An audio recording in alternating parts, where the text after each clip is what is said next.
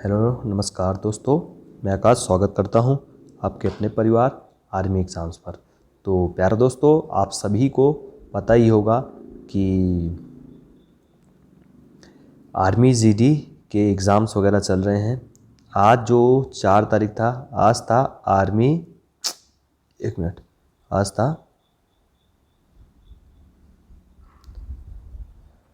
था army tradesman का exam.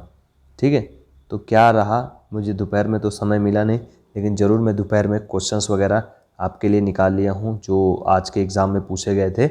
मैं कुछ क्वेश्चन जैसे कि 10 से 12 आपको जीके के क्वेश्चन और 10 से 12 आपको तकरीबन जीएस के क्वेश्चन देखने को मिल जाएगा। आप इसी से अनुमान लगा लेना। और जो पिछले 30, 1, 2, 3 को आर्मी जीडी वालों का जो एग्ज़ाम हुआ था, उनसे आप कंपेयर कर सकते हैं कि किस प्रकार से क्वेश्चंस वगैरह आ रहे हैं। आप अपना अनुमान लगा सकते हैं। ठीक है, तो चलो नाउ वेलकम टू स्टार्ट करते हैं। अभी हम अपना वीडियो स्टार्ट करते हैं। ठीक है दोस्तों, अगर आप हमारे चैनल पर नए आए हो तो आप चैनल को सब्सक्राइब कर दीजिए और घंटी के बेल आइकन को ज़रूर बता दीजिए। अगर आपका कोई छोटा भाई हो, बड़ा भाई हो, तो आप उसको शेयर कर सकते हो ताकि उससे उसको हेल्प मिलेगा। ठीक है, लेकिन मुझे तो ऐसा लगता है कि कोई शेयर नहीं करेगा, क्योंकि वो सोचेगा कि कहीं वो मेरा दोस्त ना बन जाए फौजी। तो ऐसा नहीं सोचना है। ठीक है, जो मेहनत करेगा वो बनेगा।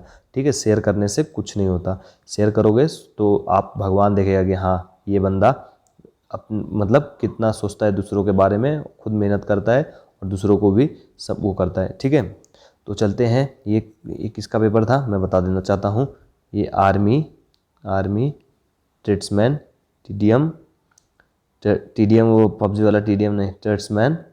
ठीक है, आर्मी ट्रेड्समैन अग्निवीर, मतलब अग्निवीर वालों का था। ठीक है, चलिए स्टार्ट करते हैं। अभी आपको तो पता चल गया रहेगा किसका है। कुतुब मीनार की ऊंचाई कितनी है? कुतुब मीनार की ऊंचाई है 72.5 बोल सकते हैं, या फिर इसको हम समरूप, इस समरूप का सीन है ना, थोड़ा तो मैथ कमज़ोर हो गया है क्योंकि ड्यूटी कर करके। ठीक है, तो समरूप मतलब ये 73 के आसपास है। ठीक है, ऊंचाई कितनी इतनी है। भारतीय सेना में सबसे छोटा संगठन क्या होता है? संगठन बोल सकते हैं, संगठन क्या होता है इसको पूरा हम अच्छे से बताएंगे। ठीक है, भारतीय सेना में सबसे छोटा संगठन होता है सेक्शन। ठीक है, जिसकी नफरी होती है 10 से 12। 12 तो नहीं होती है, लेकिन 10 तो कंफर्म होती है, कभी कभी 12 भी हो जाती है। जो इसका कमांडर होता है वो हवलदार रैंक का होता है। हवलदार रैंक का इसका कमांड करता है। ठीक है, युद्ध के समय सेक्शन बहुत अहम रोल निभाता है। इसको ही एनसीओ कहते हैं, जिनको बोलते हैं, इसका फुल फॉर्म होगा नॉन कमीशन्ड अफसर। ठीक है, हाँ, ये भी अफसर होता है लेकिन नॉन कमीशन्ड होता है। ठीक है, ठीक है। अब पट्ट चित्रकला किस राज्य से संबंधित है? अभी देखिए, ये मैंने 2-3 प्रैक्टिस सेट कराया है, मतलब कि मैंने 2-3 दिन के एग्ज़ाम का कुछ कुछ क्वेश्चंस कराए हैं। पूरा तो नहीं कराए, मैं पूरा क्यों बोलूँ भाई, लेकिन कुछ कुछ कराए हैं, तो जिसके वजह से ना उसमें भी क्वेश्चंस वगैरह आए थे। आपको पता है ना, पट्ट चित्रकला, जिसमें मैंने बताया था बिहार के बारे में बताया था, उड़ीसा के बारे में, केरला के बारे में बताया था, आंध्र प्रदेश और तेलंगाना के बारे में बताया था, लेकिन वो लोक चित्रकला शैली नहीं है।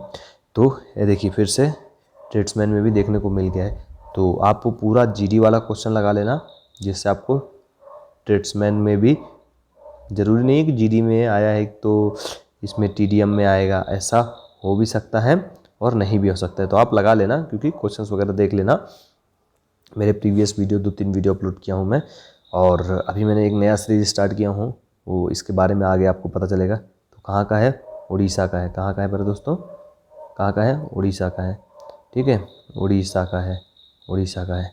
ठीक है, नर्मदा, नर्मदा, देखो नर्मदा नदी इधर लिखेगा। नर्मदा नदी का उद्गम स्थान कहाँ है? अब भी पूरा आपको 5 क्वेश्चन ऐसा मिलेगा ना, जो कि आपको पूरा, देखो कभी कभी ना अपना मात्रा भी गलत हो जाएगा, तो आप उसको माइंड नहीं करना है। ठीक है, क्योंकि इसमें लिखने को नहीं जमता है। तो उद्गम कहाँ है? अमरकंटक है, अमरकंटक की पहाड़ी से। ठीक है, अमरकंटक है नर्मदा नदी का उद्गम स्थान, जो कि एमपी मध्य प्रदेश में आता है। ठीक है, और ये कहाँ जाता है? मध्य प्रदेश गुजरात के रास्ते होते थे, मतलब दक्षिण में मिलता है पूरा, पश्चिम, सॉरी दक्षिण बोला, पश्चिम, पश्चिम में जाके मिलता है, ठीक है। बढ़ते हैं नेक्स्ट प्रश्न की तरफ, ये पूरा अच्छे से होगा। 1857 की क्रांति की शुरुआत कहाँ से हुई थी? जो 1857 की क्रांति हुई थी उसकी शुरुआत कहाँ से हुई थी? तो उसकी शुरुआत हुई थी मेरठ। मेरठ अभी कहाँ पर है ये इस समय? इस समय उत्तर प्रदेश का है, उत्तर प्रदेश में है, ठीक है। 56वां टाइगर रिजर्व कहाँ स्थित है? तो गुरु घासीदास, जो कि है आता है छत्तीसगढ़ में। कहाँ आता है? छत्तीसगढ़ में। अभी बढ़ते हैं नेक्स्ट प्रश्न की तरफ। ये सब क्वेश्चन आज के ट्रेड्समैन के एग्जाम में क्वेश्चन ये सब आए थे, ठीक है। 2025 में वर्ल्ड हेल्थ ऑर्गेनाइजेशन, जिसको बोलते हैं इंग्लिश में विश्व, हिंदी में बोलते हैं विश्व स्वास्थ्य संगठन ने अपनी वापसी ले ली। मतलब विश्व स्वास्थ्य संगठन से अपनी वापसी किसने ले ली थी? अर्जेंटीना ने। पूर्वी भारत, बंगाल की खाड़ी में कौन सी नदियाँ मिलती हैं? ठीक है, तो ये आपको ऑप्शन के हिसाब से चूज़ करना है, ठीक है। इसमें बहुत सारे ऑप्शन दिए रहेंगे आपको, ठीक है। तो यमुना नदी का उद्गम स्थान कहाँ है? यमुनोत्री, यमुनोत्री, यमुनोत्री। गंगा नदी का उद्गम स्थान कहाँ है? यमुनोत्री। महिला आयोग का गठन 1992 में हुआ था। अभी बता देना हमको, आप कमेंट करके बताना कि महिला आयोग की अध्यक्ष कौन है? अध्यक्ष कौन है? महिला आयोग के अध्यक्ष कौन है? ठीक है, आप मुझे कमेंट बॉक्स में कमेंट करके बताना। सिल्वर नोटिस 2025 किसने लॉन्च किया? तो इंटरपोल ने लॉन्च किया इसको। इसके अपराधियों की संपत्ति को जब्त करने के लिए लॉन्च किया था। ग्रामीण व शहरी बस्ती के लिए क्या है? ये आपको ऑप्शन के हिसाब से आपको टिक करना रहेगा या फिर लिखना रहेगा। अभी जनरल साइंस के जनरल साइंस के कुछ क्वेश्चंस देख लेते हैं। जैसा कि कुछ क्वेश्चन लिखा है, जैसे कि अधिक मात्रा में वसायुक्त भोजन सेवन करने से कौन सा रोग होता है? तो रोग कौन सा होता है? वो होता है भाई, हालांकि वो रोग तो मुझे हो ही नहीं रहा है, मैं तो पतला का पतला हो गया हूँ। मोटापा रोग होता है, ठीक है। वह पदार्थ जो जल में मिलने से लुप्त नहीं होता उसे कहते हैं अविलेय। वह पदार्थ जो जल में मिलने से लुप्त नहीं होता उसे अविलेय कहते हैं। जैसे पत्थर, ठीक है, पत्थर। पदार्थ के रंध्र के कार्य क्या? गैसों का आदान प्रदान करना और वाष्पोत्सर्जन करना, क्या? ठीक है। क्षार के बारे में, क्षार तो स्वाद में कड़वे होते हैं और लाल लिटमस को नीला लिटमस में बदल देता है, ठीक है। पानी से रेत को अलग करने की विधि को क्या कहते हैं? कि पानी से रेत को अलग करने की विधि को क्या कहते हैं? सॉरी, इसका उत्तर ऊपर होगा, ठीक है। ये देखो, एक मिनट,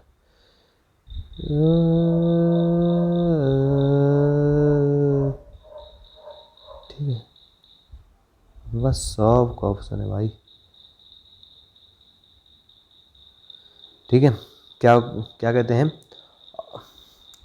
अवसाद और निष्प्रारण और निष्पादन, ये कहते हैं, ठीक है। किसके? पानी से रेत को अलग करने की विधि को। किसी वाहन की चाल हमें क्या दर्शाती है? वो उसकी गति दर्शाती है, ठीक है। किसी वाहन की चाल हमें क्या दर्शाती है? गति दर्शाती है। कायिक प्रवर्धन से कौन सी फसल उगाई जाती है? कायिक प्रवर्धन से आलू, गन्ना, अदरक, केला और गुलाब। कायिक एक प्रकार से मेरे हिसाब से ना बिना बीज वाले ये हैं, ठीक है। तो कौन सा विषाणु रोग है? तो उसमें बहुत सारे ऑप्शन थे, तो उसमें आपको चेचक और भी पढ़ लेना है, ठीक है, विषाणु रोग के बारे में। बढ़ते अगले प्रश्न की तरफ। कौन सा नैसर्गिक संसाधन कभी खत्म नहीं होता? तो सूर्य का प्रकाश एक ऐसा संसाधन है जो कभी नष्ट नहीं होता। CFL की अपेक्षा LED का उपयोग ज़्यादा क्यों करते हैं? क्योंकि वे अधिक ऊर्जा में कुशल है, ठीक है। ऊर्जा भी मैं भी वही अपने यहाँ पर यूज़ करता हूँ, ठीक है।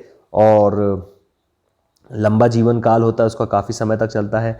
मैं आपको एक कहानी बताऊंगा, और पर्यावरण के लिए भी बहुत बेहतर होता है, ठीक है।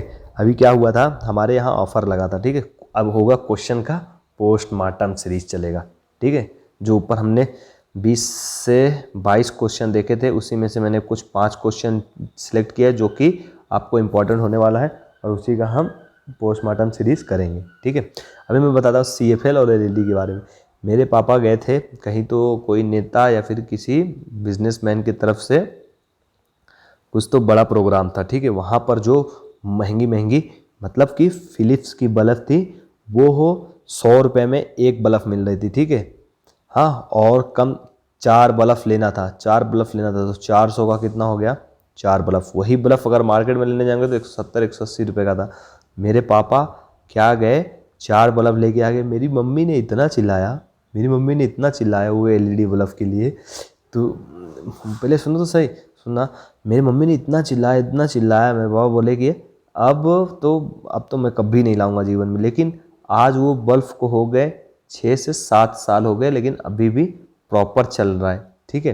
तो इसलिए होता है एलईडी बल्ब, क्या होता है, उसका जीवन काल लंबे समय के लिए होता है और वह अधिक ऊर्जा में कुशल होता है, ठीक है। बैटरी भी कम हो जाता है, 7 वाट का है, कितना कम बिल खाएगा। अब चलो हम करते हैं क्वेश्चन का पोस्टमार्टम, ठीक है। मैंने बताया था ना, कुतुब मीनार की ऊंचाई कितनी है भाई, आपको ऑप्शन दिया रहेगा 70, 72, ठीक है, 72.5 या फिर 73 रहेगा, ठीक है, मीटर, ठीक है।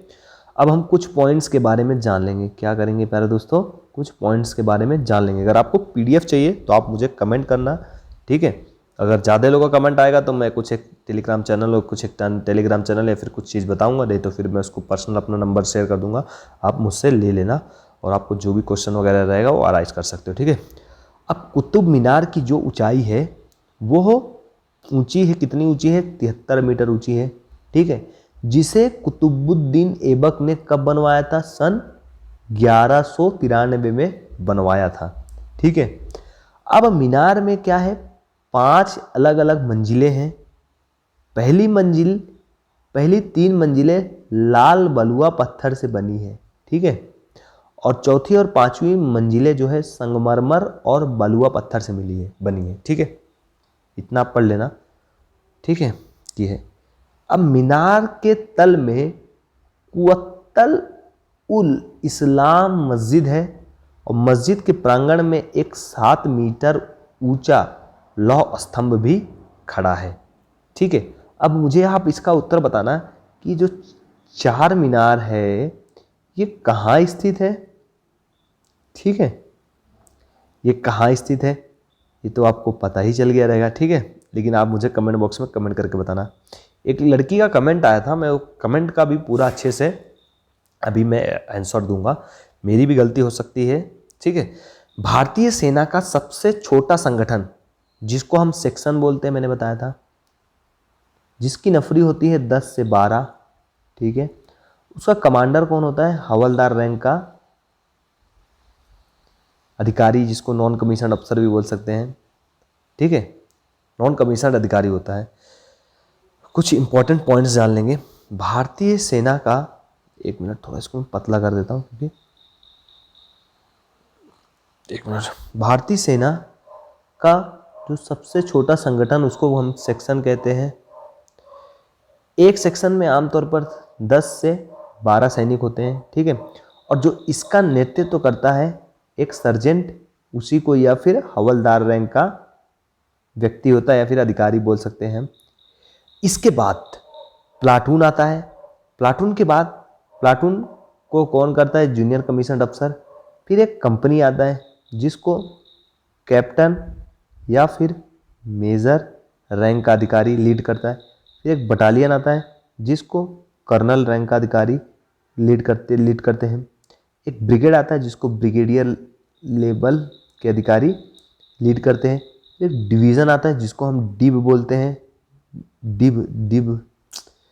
डिब बोलते हैं, जिसको मेजर जनरल रैंक के अधिकारी लीड करते हैं। फिर उसके बाद आता है कोर और आता है कमांड, ठीक है। जो कमांड मैंने कल की वीडियो में आपको पूरा बताया था, आप देख सकते हो कौन कौन से कमांड है, कहाँ कहाँ स्थित है, लोकेशन भी, ठीक है। इसको हम गैर कमीशन अफसर, जिसको नॉन कमीशन अफसर भी कहते हैं, गैर कमीशन अधिकारी जिसको हम बोलते हैं नॉन कमीशन ऑफिसर बोलते हैं, नॉन कमीशन ऑफिसर बोलते हैं, अफसर, ठीक है। और ये सेक्शन जो है युद्ध के मैदान में एक साथ काम करते हैं और प्लाटून का हिस्सा होते हैं। अब देखो प्लाटून कैसे बनता है मैं आपको बता देता हूँ, थोड़ा छोटा सा बता देता हूँ। देखो एक सेक्शन तो सेक्शन होता है, और 3 सेक्शन मिलके एक कंपनी बनता है, और ठीक है 7 कंपनी मिलके एक बटालियन बनता है। ठीक है, ऐसे ऐसे करके फॉर्मेशन होता है। तो आप इसके बारे में ज़्यादा ना जाने। अभी मैं बताता हूँ नर्मदा नदी का उद्गम स्थान क्या है। ठीक है, नर्मदा नदी का उद्गम स्थान क्या है। ठीक है मेरे दोस्तों, देखो नर्मदा नदी का उद्गम स्थान अमरकंटक है, जो कि एमपी मध्य प्रदेश में आता है। आप मध्य प्रदेश की राजधानी मुझे बता देना। ठीक है, मध्य प्रदेश की राजधानी बता देना। अब देखो नर्मदा, जिसे हम रेवा के नाम से भी जाना जाता है, नर्मदा नदी को हम रेवा के नाम से भी जानते हैं, जो कि मध्य भारत की एक नदी और भारतीय उपमहाद्वीप की 5वीं सबसे लंबी नदी है। ठीक है, मध्य भारत की एक नदी, ठीक है, और भारतीय उपमहाद्वीप की 5वीं सबसे लंबी नदी है। अब हम बताते हैं, अभी मैं बताता हूँ, ये जो नदी है गोदावरी नदी और कृष्णा नदी के बाद भारत के अंदर बहने वाली तीसरी सबसे लंबी नदी है। पहला तो है गोदावरी, दूसरा क्या है कृष्णा, और इसके बाद भारत के अंदर जो भारत में ही बहती है, ठीक है, वो हो मतलब भारत के अंदर बहने वाली ये दोनों नदी के बाद तीसरे स्थान पर है कौन सी, नर्मदा नदी। अब मध्य प्रदेश राज्य में इसके विशाल योगदान, मतलब सबसे ज़्यादा कहाँ पर मतलब है इसकी लंबाई, मध्य प्रदेश में है। ठीक है,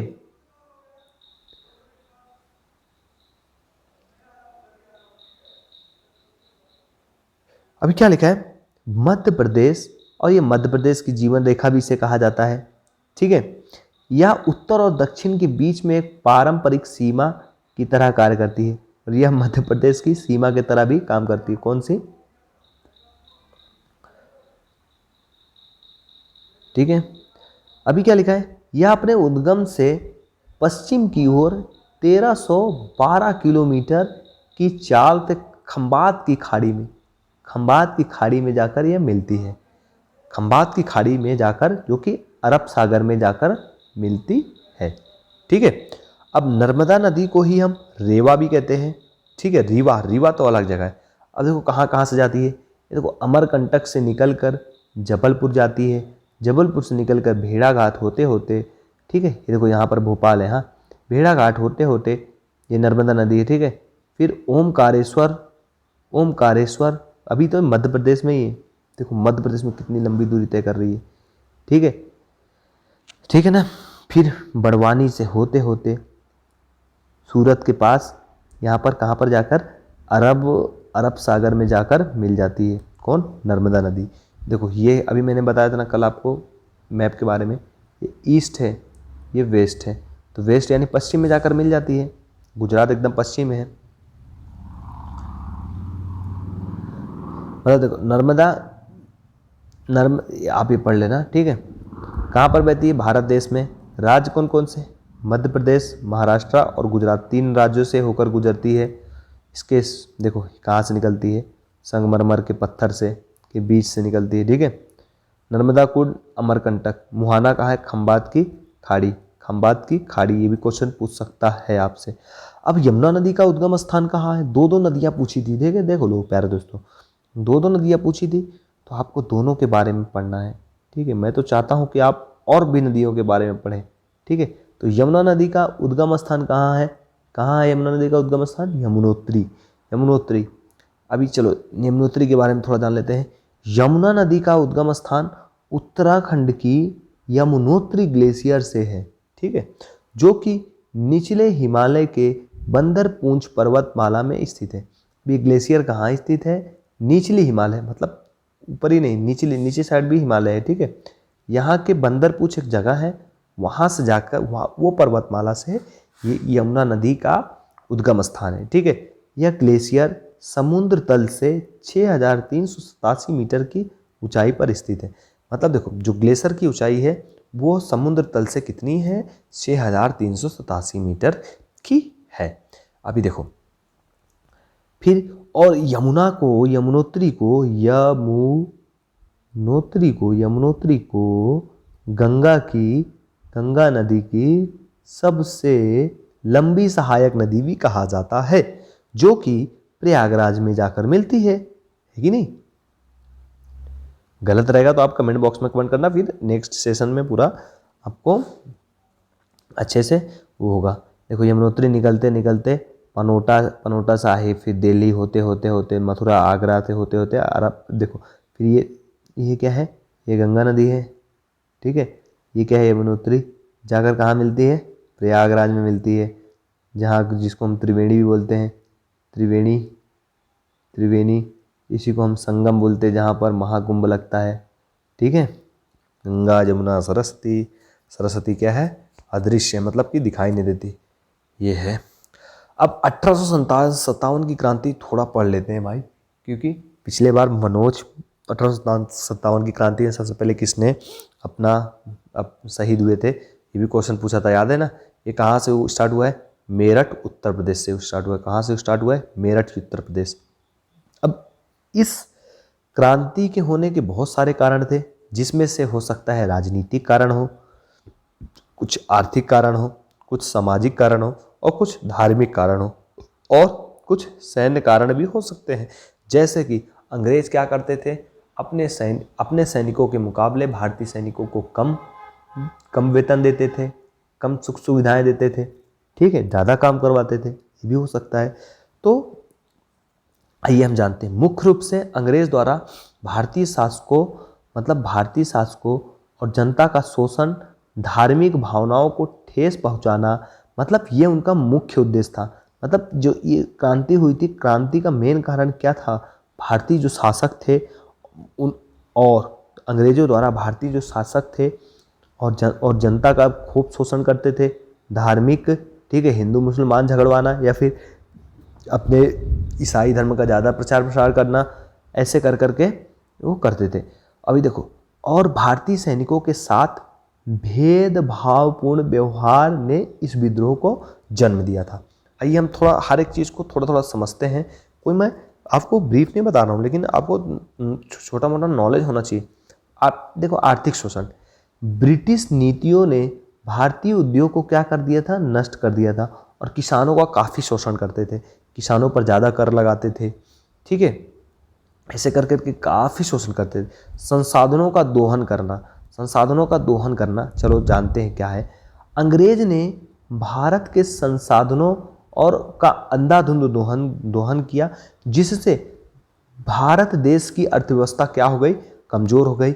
ये मेन एक कारण है, ठीक है, जो 1857 की क्रांति का मेन ये एक कारण है, ठीक है। सामाजिक और धार्मिक कारण, जिसमें धार्मिक हस्तक्षेप, अंग्रेज द्वारा सती प्रथा बंद कर दिया गया, विधवा पुनर्विवाह जैसे सामाजिक सुधारों को लागू करने के लिए भारतीय समाज में आक्रोश पैदा होने लगी, ठीक है। सती प्रथा तो बंद किया, बहुत अच्छा किया। सती प्रथा पता है ना आपको, अगर किसी औरत का आदमी अगर गुजर जाता था तो उसी के साथ उसकी पत्नी को भी जला देते थे, या फिर जो भी कर देते थे, ठीक है। उस सती प्रथा थी, उसको बंद किया, बहुत अच्छा काम किया, ठीक है। मिश्रित भावनाएं, ठीक है, मिश्रित भावनाएं, जिसको हम धार्मिक भी बोल सकते हैं।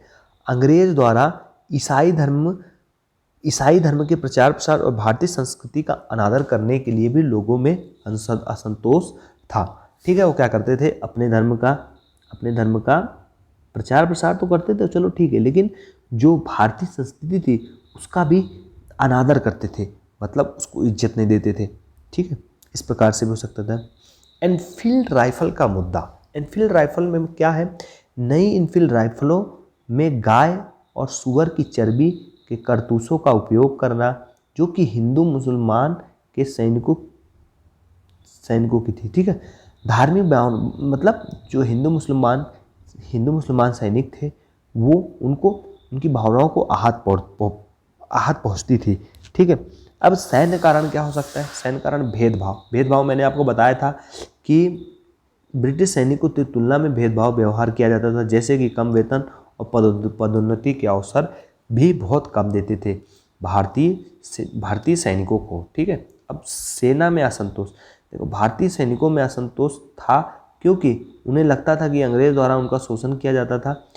ये जो मैंने ऊपर इतने सारे कारण बताए, ये सब मिलाकर ही बहुत सारे कारण थे, और भी कुछ कारण हो सकते हैं। मैंने मेन पॉइंट लिया था जिसके कारण 1857 क्रांति का कारण बना था। ठीक है, और जिसे भारत का पहला स्वतंत्रता संग्राम भी माना जाता है। ठीक है, अब चलिए जानते हैं, एक लड़की का कमेंट आया था कि भैया सर आपका 23 क्वेश्चन इज़ रॉन्ग। मैंने बोला ठीक है भाई, 23 क्वेश्चन रॉन्ग हो सकता है, भाग 11 आंसर है, प्लीज़ चेक करो। तो मैंने सोचा कि लग रहा है मैंने कुछ गलत इन्फॉर्मेशन तो नहीं दे दिया क्या लोगों को। तो मैंने देखो क्वेश्चन 23 गूगल पर सर्च मारा कि प्रकाश संश्लेषण के लिए आवश्यक क्या है। तो देखो चलो ठीक है, मैंने गलत बता दिया रहेगा, तो इसका उत्तर हो जाएगा आपको क्वेश्चन नंबर 23, और भाग 11 पर भी आऊँगा मैं। ठीक है, तो प्रकाश संश्लेषण के लिए कार्बन डाइऑक्साइड, पानी, सूर्य का प्रकाश और फ्लोरीन की क्या नहीं क्लोरोफिल की क्या होती है, आवश्यकता होती है। ठीक है, प्रकाश संश्लेषण के लिए आपका एक क्वेश्चन का डाउट क्लियर हो गया रहेगा। अभी बढ़ते हैं नेक्स्ट प्रश्न की तरफ। अगला प्रश्न क्या था, संविधान के किस भाग में पंचायती राज है। ठीक है, तो देखिए इसका उत्तर तो 9 ही होगा। ठीक है, आपने 11 बताया था, भाग 11 बताया था, मैंने भाग वाला एक ही क्वेश्चन था इसलिए मैंने एक वो क्वेश्चन उठा लिया। भाग देखो, भारतीय संविधान के भाग 9 में पंचायती राज से संबंधित प्रावधान लागू किए हैं। यह भाग 73वें संविधान संशोधन द्वारा अधिनियम 1992 द्वारा जोड़ा गया था। अगर इसके बाद भी आपको गलत लगता है तो चलो ठीक है, उसको फिर क्लियर कर देंगे। आप मुझे चाहो तो इस पर आपको जहाँ पर भी मिला रहेगा, जैसे कि मैं बता देता हूँ कहाँ पर, इंस्टाग्राम पर जाना आप, इंस्टाग्राम पर आप न्यूज़ 80 आईडी सर्च मारना, ये मेरा आईडी है। ठीक है, मैं 1 मिनट में आपको बता देता हूँ आईडी, तो चलो ठीक है, यही मेरा आईडी है। आप इस पर मुझे, अगर आपको जहाँ पर क्वेश्चन राइट रहेगा आप मुझे कमेंट में मतलब मैसेज कर देना, मैं देख लूँगा, फिर मैं फिर से एक नया वीडियो बना दूँगा। ठीक है, होप आपको वीडियो अच्छा लगा रहेगा। थोड़ा मैं अभी इस समय अटक रहा हूँ क्योंकि थोड़ा उतना प्रिपरेशन नहीं हो पा रहा कोई वीडियो बनाने के लिए, तो मैं और अच्छे से बनाने की कोशिश करूँगा। ठीक है, होप आपको वीडियो अच्छा लगा रहेगा। अगर वीडियो अच्छा लगा तो वीडियो को लाइक करना है और चैनल को सब्सक्राइब करना है, ताकि आपको नए नए वीडियो मतलब कि आपको वीडियो के अपडेट्स मिलते रहे, और दोस्तों को ज़रूर शेयर करना है। जय हिंद, जय भारत, मिलते हैं, धन्यवाद।